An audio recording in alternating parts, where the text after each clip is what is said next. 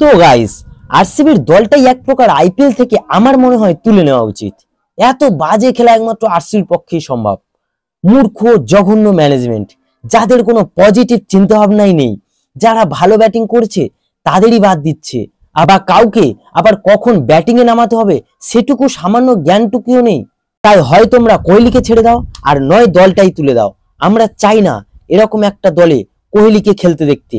যখন RCB fielding করছিল আর match যখন হাত থেকে বেরিয়ে যাচ্ছিল, তখন আমি বারবার বিরাট কোহলির মুখের দিকে তাকিয়েছিলাম।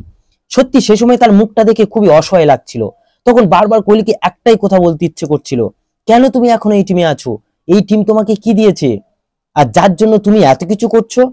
তো তারপর দেখলাম কোহলি হতাশ হয়ে ডাগ আউটে গিয়ে বসে পড়লো। টানা 3 ম্যাচে হারের যন্ত্রণা হয়তো সহ্য করতে পারছিলেন না সে। এই জন্য আরসিবি কে অনেকে ট্রোল করে হারসিবি বলে, কিন্তু এখন তো নিজেদের সমর্থকরাও দুদিন পরে হারসিবি বলবে। যে ম্যাচে বিরাট কোহলি একাই 113 রান করেন, সেই ম্যাচে আরসিবির টোটাল স্কোর 183, মানে 200 রানটা পর্যন্ত হলো না। রাজস্থান রয়্যালস ইজিলি রানটা চেস করে দিল।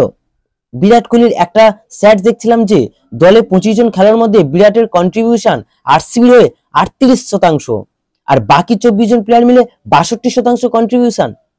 তাই হয় দল তুলে নিক, আর না হলে আরসিবি নাম চেঞ্জ করে বিরাট কোহলি এফসি করে দিক, আর না তো কোহলিকে ছেড়ে দিক। কোহলি এরকম একটা টিমে ডিজার্ভ করে না। তাছাড়া আরসিবি ম্যানেজমেন্টের কাছ থেকে আমার কয়েকটা প্রশ্ন আছে।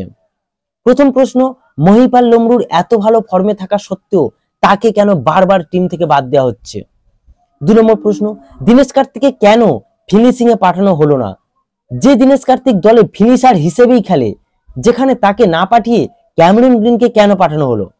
3 নম্বর প্রশ্ন, ম্যাক্সওয়েলকে দিয়ে কেন বোলিং করানো হলো না? যে ম্যাক্সওয়েল আরসিবির বোলারদের মধ্যে সবচেয়ে বেশি 5 উইকেট নিয়েছে, তাকে দিয়ে বোলিং করালো না? আর এই নিয়ে ডুপ্লেসিসকে প্রশ্ন করা হলে তিনি বলেন, বাটলার ও সঞ্জু যেহেতু ডানহাতি ব্যাটসম্যান তাই করানো হয়নি। আরে ভাই, এটা কোনো লজিক হলো?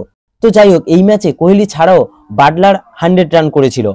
তো যে বাটলার এতদিন ফর্মে ছিল না, সেই বাটলারকে কিভাবে ফর্মে ফেরাতে হয় সেটা আরসিবি বোলাররা ভালো করে জানে, আর এর জন্য আরসিবি বোলারদের ক্রেডিট অবশ্যই দিতে হয়।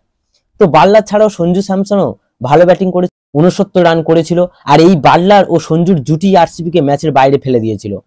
আর রাজস্থান এই ম্যাচ জিতে কেকেআর কে সরিয়ে টপে উঠে গেল 4 ম্যাচে 8 পয়েন্ট নিয়ে।